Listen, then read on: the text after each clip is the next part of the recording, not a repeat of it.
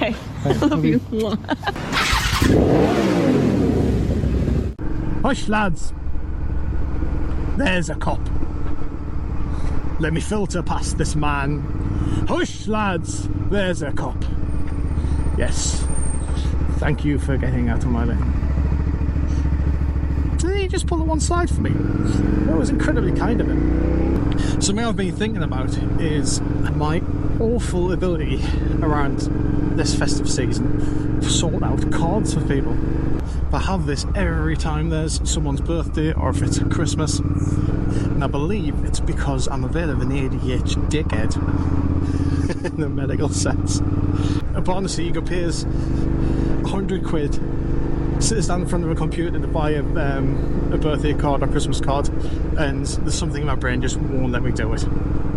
However, that reminds me of a local story of the lamp worm, and I realised this comparing my inability to buy Christmas cards. So if you know the story, John Lambton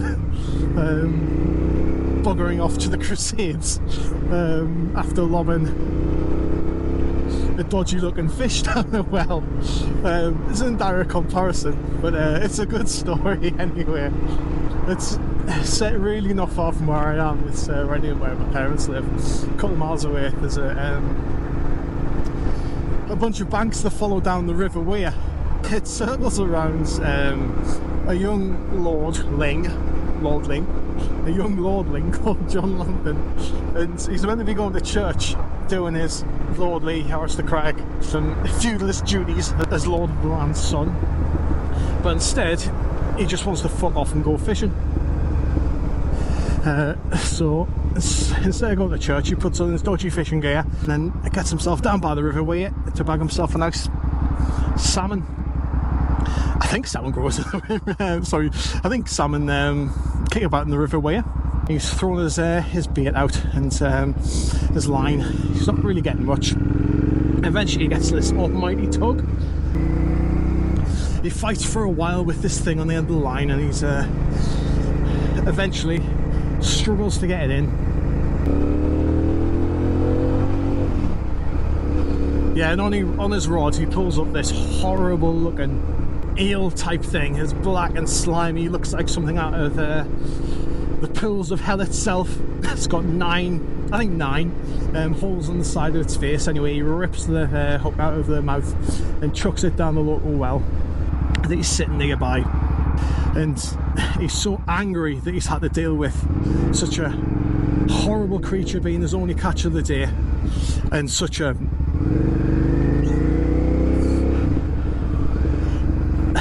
an awful area that he lives in. He swears at the sky with his little teen angstiness or pre-teen angstiness, and he goes home and presumably gets on with being a little bastard lord. Anyway, years go by and he's still no more content than he was on that day. And little Lord Lambton decides that he's going to fight for whoever pay him the most money in the armies of the East. So he goes off and does crusadery things. Anyway, he's gone for a bunch of years. And then, cut back to the northeast, there's been these awful rumours and rumblings about this creature that's been wreaking havoc in the local area. This creature is this snake-like thing, and it's been growing in size, and it's been snatching farmers' cattle. Nothing anyone can do can appease it. They go to the Lord, they beg him to help. There's nothing he can do. Sends his greatest fighters against it. Every time everyone goes up against it and they cut it, they manage to get it cut in half, but it just joins back together and then kills whoever dealt that terribly thought out blow to it. So anyway, John comes back.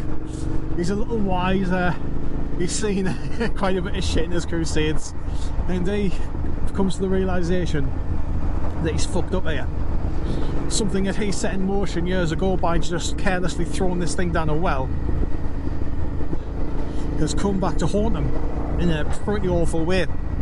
So he decides that it's on him to get this sorted. It must be him to solve this problem, for it was him who started it.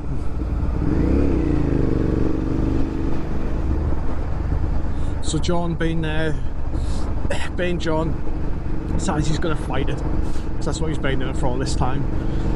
So everyone else says, why are you hanging off there? There you go. So John, being John, he's decided that he's going to fight it. So he goes off to the local witch.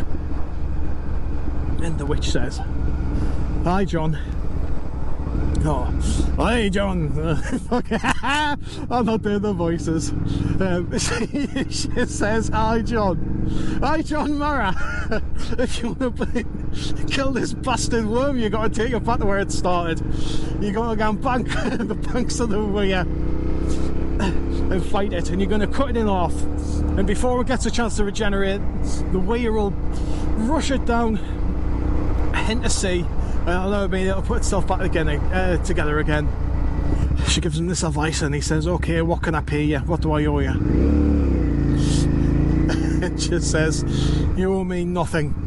But what you must do after you've killed the worm, and you'll kill the worm, is then the first living creature that crosses your eyes, you must also kill it.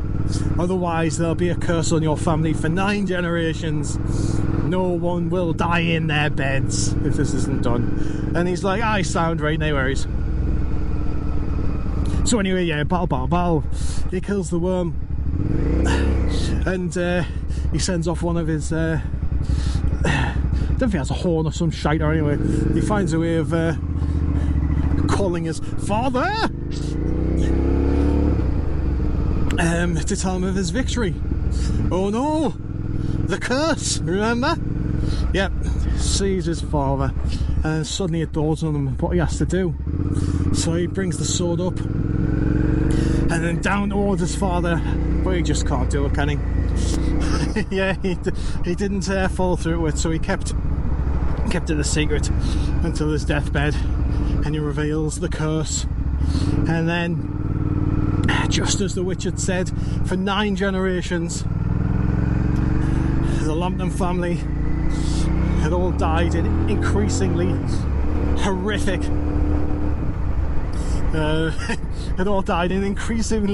ways. I've got no idea of any factual accuracy behind that. I think the Lambtons did very fucking well during the Industrial Revolution, if I'm being honest. Those capitalist pigs. Yeah, they had the lion park, which had lions in the northeast, which I don't know if you know quite how ridiculous that sounds, having lions in the northeast, but yeah.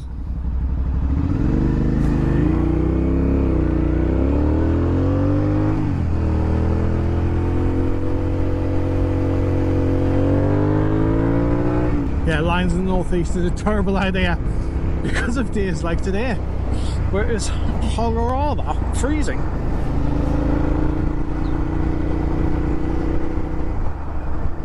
A little bit nippy. So anyway, when I put off these things, like getting a birthday card for my wife, or getting Christmas cards, or if I put off anything in general, I have a lovely bit of northern folklore to remind me that I will be fucked up by a worm. That my family will be cursed for 9 generations if I don't do what I should.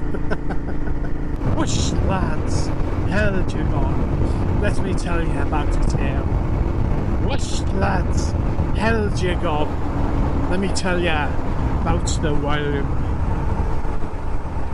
Oh, he's got a brilliant performance if he stays in the straight line.